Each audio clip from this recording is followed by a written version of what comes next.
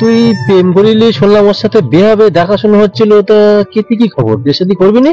আর কইও না বাপু, মেয়ে তো দেবে না, চাকরি বাকরি আলা ছাড়া।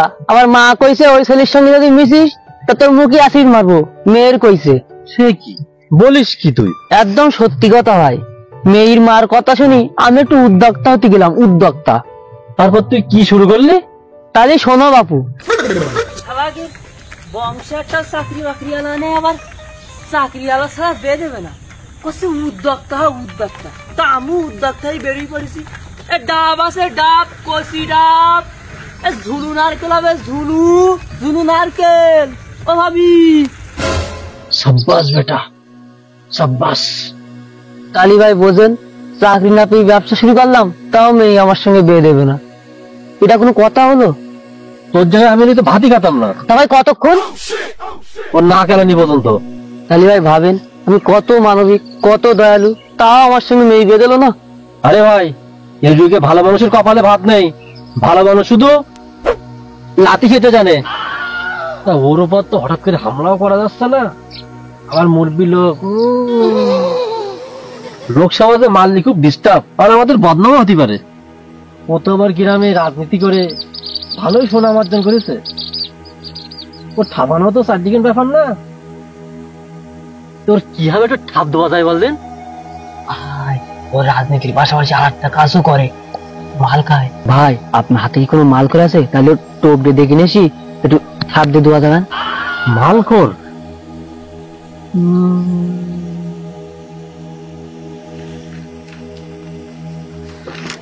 আরে বাবু, তোমার সঙ্গে পরে কথা বলি, তুমি একটু জোরে টান দাও। কি টান দেবো? বিড়ি দাও। আরে বাবু, তোমার সাইকেল উঠলাম আমি একটু পলানির জন্য। আমার সাইকেলের চেন কাটা, এর থেকে বেশি জোরে চালানি যাবে না। তাহলে তোমার সাইকেল উঠে আমার লাস্টটা কি হলো? তোমার সাইকেলে উঠতে বলিছে কিটা?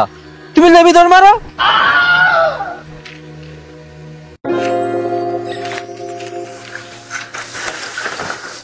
আচ্ছা বাবু, তুমি আমার বাঁচালে।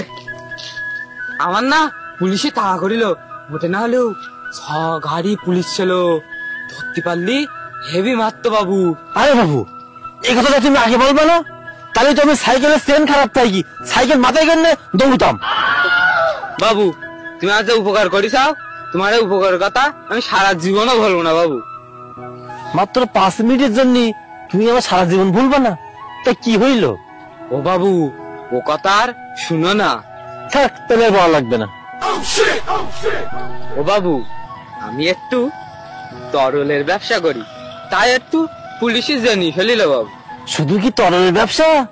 তোমার যে পুলিশে ধরাই দেওয়া উচিত ছিল। ও বাবু, শুধু কি তরলের ব্যবসা, আমি একটু তামাকের ব্যবসা করি।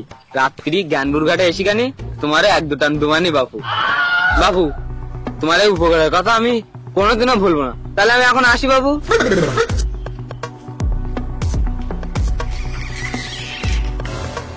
পাইছি পটল, আমাকে স্টাইলের কাছে ফোন করতে হবে। তোর কাছে ফোন আছে? ফোন আছে ভাই, এই যে টাকা নেই, লোন নিচ্ছি, লোন। হ্যাঁ, নে ফোন লাগা।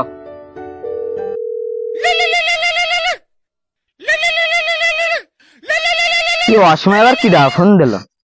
হ্যালো, আচ্ছা বাবু তুমি এইটুকুনি কাজ? আচ্ছা আমি দেখবানি। আচ্ছা, কাজ হয়ে গেছে, ওর ঠাপানির ব্যবস্থা করে ফেলেছি। তুমি বা তোমার মনে একটু শান্তি দিলে, টাকা পয়সা যা লাগে আমি সব দেবো, তুমি একটু গুন্ডারে ছাপাই দাও দিন। ঠিক আছে, আস্তে আস্তে বাড়ি চলো। চলো উঠি। ও মেম্বার সাহেব,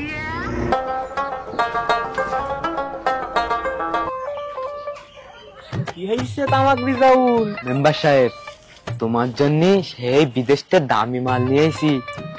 তুমি আর আমি ছাড়া এই মাল এই গ্রামে কিটা খায়? তাতে তুমি আবার রাজনীতি করো না মেম্বার সাহেব, সেই জন্য তোমার জন্য আনছি মেম্বার সাহেব।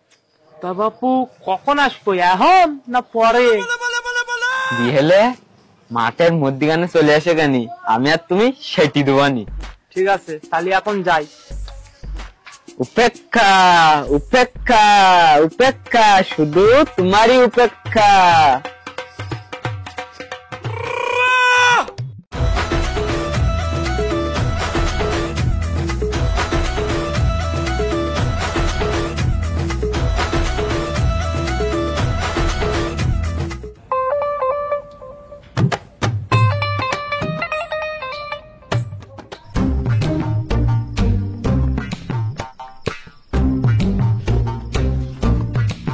এসো এসো এসো এসো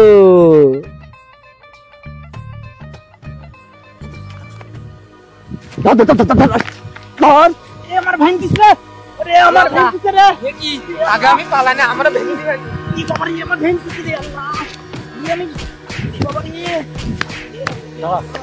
সাইকেল নিয়ে আয় ঘাড়ে তোলে